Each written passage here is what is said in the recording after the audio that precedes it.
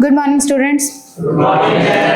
Okay, last time हमने कौन सा क्वेश्चन सॉल्व किया था? Question number 16। आज हमें क्या करना है? Question number 17। Okay, question number 17 में हमें क्या दिया है? Ankita and Isha are the partner sharing profit and loss in the ratio of 2:1। Balance sheet of their firm as on 31st March 2016 was as under. तो फर्स्ट लाइन में हमें क्या given है कि अंकिता और ईशा हमारे पास दो पार्टनर हैं और दो पार्टनर का रेशियो हमें क्या दिया है? 2:1। यानी ये रेशियो क्या है हमारा? Old ratio. तो सबसे पहले हम लिखेंगे हमें क्या गिवन है? Old ratio 2:1। Okay, next, they admitted Arpita as a new partner on 1/4/2016 on the following condition। तो न्यू पार्टनर कौन है बिजनेस में? अर्पिता। ठीक है, फर्स्ट एडजस्टमेंट में हमें क्या दिया है? Ankita sacrificed 1/12 from her share and Isha sacrificed 1/6 from her share in the favour of Arpita. तो हमें पता है कि जब भी एडमिशन कोई पार्टनर ले रहा है तो कोई ना कोई सेक्रीफाइस करेगा, कोई ना कोई गेन करेगा। तो यहाँ पे फर्स्ट एडजस्टमेंट में हमें क्या गिवन है कि अंकिता ने कितना सेक्रीफाइस किया है? 1/12 from her share. From word use हो गया, इसका मतलब क्या है कि उसने अपने हिस्से में से इतना सेक्रीफाइस कर दिया है। यानी कि अंकिता के पास जितना भी हिस्सा होगा उसमें से 1/12 पार्ट उसने सेक्रीफाइस किया है। तो डायरेक्ट सेक्रीफाइस हमें यहाँ पे गिवन है। तो अंकिता सेक्रीफाइस 1/12। इसके अलावा हमें क्या दिया है? ईशा ने कितना सेक्रीफाइस किया? 1/6 पार्ट। तो ईशा सेक्रीफाइस 1/6। हमें सबसे पहले क्या निकालना होता है? Sacrificing ratio. तो यहाँ पे डिनोमिनेटर अलग है, सबसे पहले डिनोमिनेटर सेम करेंगे। तो हमारे पास क्या आएगा? 2/12। तो डिनोमिनेटर सेम करने के बाद सेक्रीफाइसिंग रेशियो क्या मिला हमें? 1:2। ये मिल गया। दूसरा सेक्रीफाइसिंग रेशियो मिल गया। अब हमें क्या देखना है? किस पार्टनर ने गेन किया। तो कौन पार्टनर गेन कर रहे हैं यहाँ पे? नया पार्टनर कौन है? अर्पिता। तो अर्पिता गेन कर रही है क्योंकि अंकिता ने सेक्रीफाइस किया, ईशा ने सेक्रीफाइस किया, तो गेन कौन कर रहा है? अर्पिता। तो देखते हैं अर्पिता ने कितना गेन किया है। अर्पिता's गेन। हमें पता है टोटल सेक्रीफाइस हमेशा किसके इक्वल होता है? टोटल गेन के।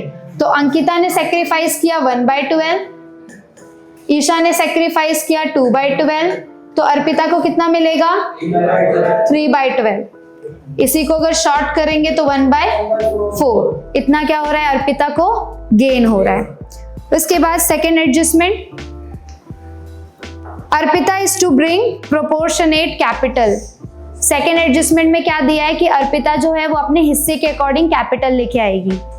तो ये वाला एडजस्टमेंट हम कब सॉल्व करेंगे? लास्ट में। ठीक है, उससे पहले थोड़े बैलेंसेस वगैरह जो है वो लिखेंगे। कौन सा बैलेंस लिखेंगे? कैपिटल बैलेंस और कैश बैलेंस। तो कैपिटल बैलेंस कितना दिया है?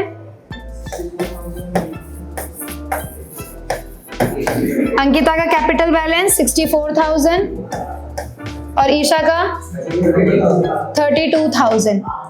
कैश का बैलेंस दिया है 26,400। ओके, ठीक है। सेकेंड एडजस्टमेंट हमें कब करना है? लास्ट में। Third, Arpita is to bring her share of goodwill in cash. यानी अर्पिता जो है वो गुडविल लेके आएगी, लेकिन कैसे लेके आ रही है वो? कैश में। And goodwill of the firm is valued at ₹90,000। और गुडविल कितना वैल्यू हुआ है? 90,000। जो भी गुडविल दिया है एडजस्टमेंट में कि 90,000 गुडविल वैल्यू हुआ है, इसका मतलब क्या है? ये न्यू गुडविल है। ये क्या गुडविल है? New goodwill. अब 90,000 में से अर्पिता कितना लेके आएगी?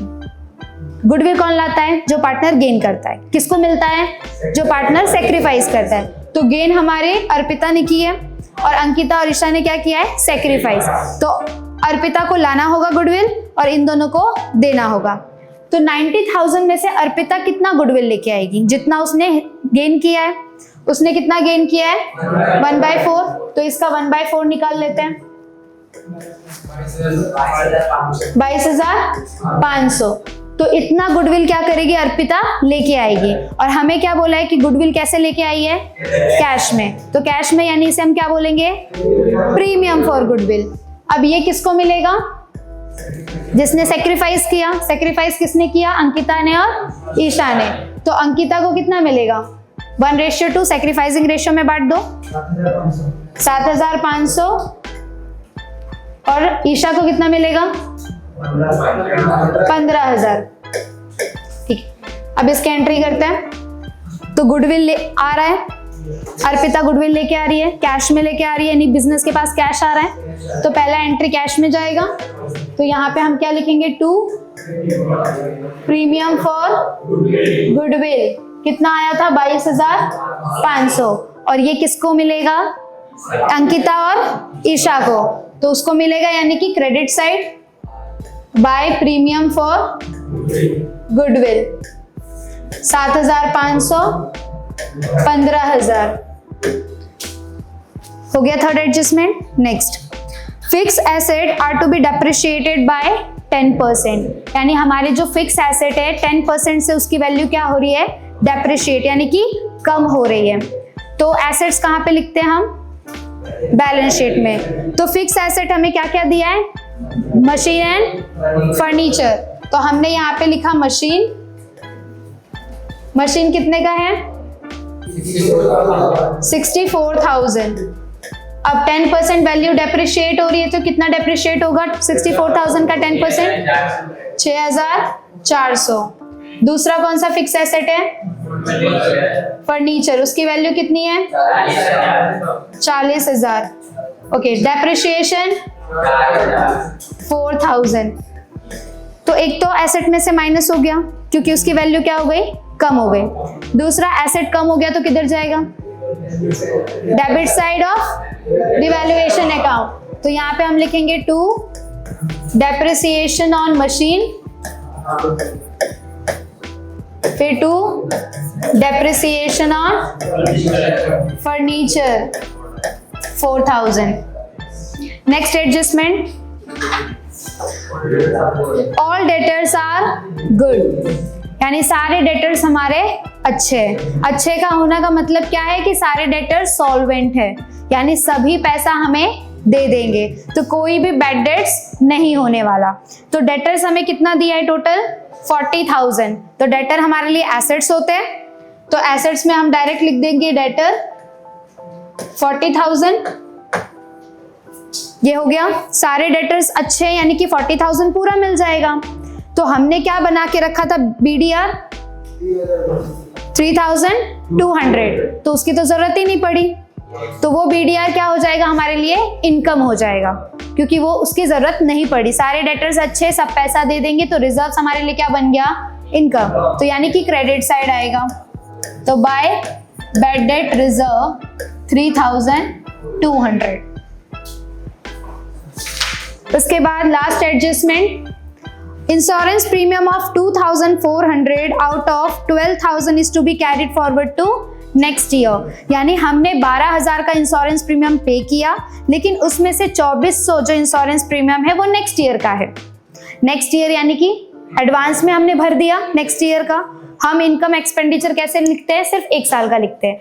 तो 2,400 नेक्स्ट ईयर का है, यानी कि वो क्या है? प्रीपेड है। अब प्रीपेड यानी कि हमारे लिए क्या है? वो एसेट्स। तो एक तो एसेट में चला जाएगा प्रीपेड इंश्योरेंस 2,400।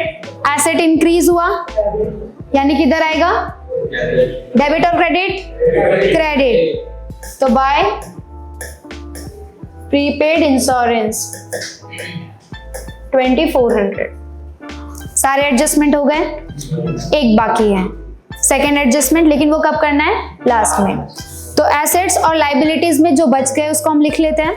तो एसेट्स में मशीन हो गया, फर्नीचर, स्टॉक बाकी है, तो स्टॉक हम लिखेंगे।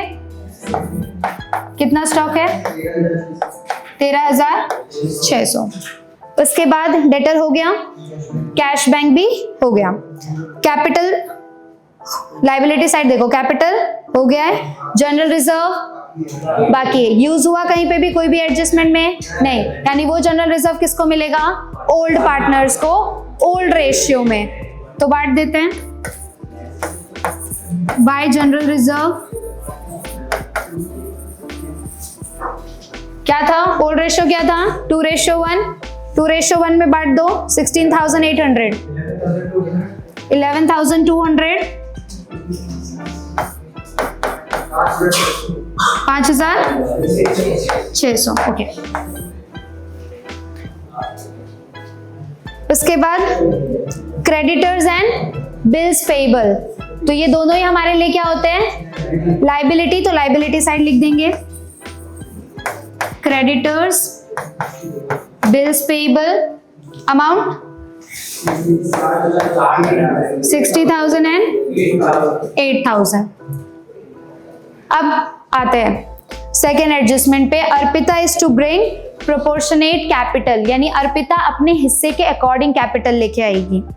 तो उसको कितना हिस्सा मिला है, अर्पिता को कितना हिस्सा मिला है 1/4।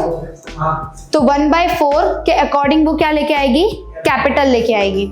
तो इसका कैपिटल अभी हमें नहीं पता, तो 1/4 के अकॉर्डिंग अर्पिता कैपिटल लेके आने वाली है। तो हमें पता है कि ये 4 में से एक हिस्सा किसको मिला है, अर्पिता को मिला है। तो बाकी 4 में से जो 3 हिस्सा होगा वो किसका होगा, अंकिता और ईशा का होगा। मतलब टोटल हिस्से कितने हैं 4, तो 4 पार्ट्स में से 1 पार्ट किसको मिला है, अर्पिता को। तो 4 में से 3 पार्ट किसको मिलेगा, अंकिता और ईशा दोनों मिला के होंगे, यानी अंकिता प्लस ईशा। तो इन दोनों का मिला के कैपिटल कितना है ये पहले फाइंड आउट करना होगा। उसके बाद हम देखेंगे कि 3/4 पार्ट के लिए इन लोग का इतना कैपिटल है, तो 1/4 पार्ट के लिए इसको कितना कैपिटल लाना होगा। तो सबसे पहले इन दोनों का कैपिटल निकाल लेते हैं। तो कैपिटल निकालने के लिए पहले हम टैली करेंगे, तभी तो इधर सीडी बैलेंस आएगा और कैपिटल मिलेगा। तो रिवैल्यूएशन टैली करेंगे। कौन से साइड ज्यादा है, डेबिट साइड। कितना है 10,400। तो यहाँ पे माइनस करके क्या मिला 4,800। तो ये किस में बढ़ जाता है, पार्टनर्स में, bye partners capital account. Ankita और ईशा कौन से रेशियो में बढ़ता है, ओल्ड रेशियो। तो 4,800 को ओल्ड रेशियो में बांट दो, 3,200 और 1,600। अब ये कहां पे ट्रांसफर होगा, क्रॉस, यानी किधर, डेबिट साइड।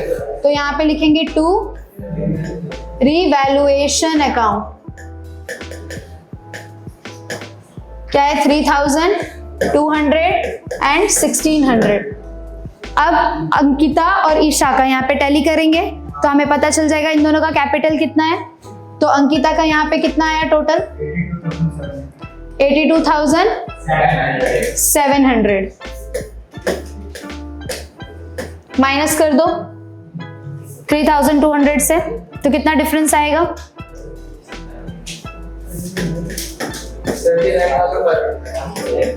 79,500। ईशा का ले लेते हैं 52,600।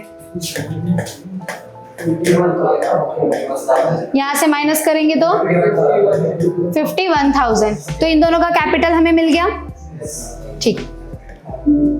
तो 3/4 पार्ट में कितना है 79,500 किसका था, अंकिता का, और ईशा का कितना था 51,000, यानी टोटल कितना हो गया 1,30,500। यानी 3/4 पार्ट के लिए इतना कैपिटल है, तो 1/4 पार्ट के लिए कितना कैपिटल होना चाहिए। तो हम क्या करेंगे, क्रॉस मल्टीप्लीकेशन। तो ये इससे मल्टीप्लाई हो जाएगा, बचा ये इससे डिवाइड। तो मल्टीप्लाई कर दो इंटू 1/4 डिवाइड बाय 3/4। डिनोमिनेटर का ये 4 कैंसिल, डिवाइडेड बाय 3। आंसर क्या आएगा 43,500, यानी कि अर्पिता कैपिटल कितना लेके आएगी? 43,500।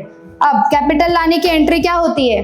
पैसा आता है सबसे पहले। अर्पिता अगर कैपिटल लेके आ रही है यानी पैसा आ रहा है, तो सबसे पहले कैश बैंक में जाएगा टू, कैश में कैश नहीं लिखते, कैश कहां से आ रहा है? अर्पिता से, टू अर्पितास कैपिटल अकाउंट 43,500। दूसरा पार्टनर लेके आ रहा है, यानी कि कौन सा side? Credit side, by cash 43,500। अब इसको टैली कर देंगे तो यही अमाउंट आएगा। तो इसका सीडी बैलेंस भी यही है। कैपिटल मिल गया तीनों का। कैपिटल कहां पे हम लिखते हैं? बैलेंस शीट में। तो यहां पे लिखेंगे कैपिटल अंकिता, ईशा, अर्पिता 79,500, 51,000 एंड 43,500। उसके बाद नेक्स्ट किसको टैली करेंगे? कैश अकाउंट को। तो कैश अकाउंट का टोटल यहाँ पे कितना है?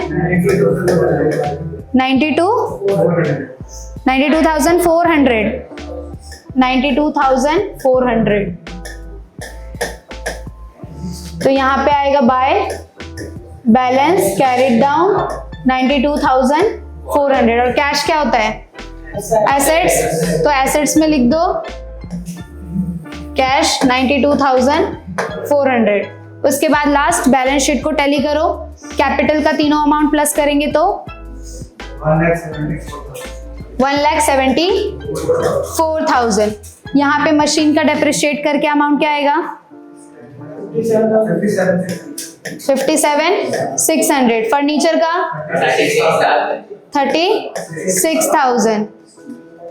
अब दोनों साइड टैली कर दो, अमाउंट सेम होना चाहिए। क्या अमाउंट आ रहा है? 2,42,000 दोनों साइड, यानी टैली हो गया। लिख देना है।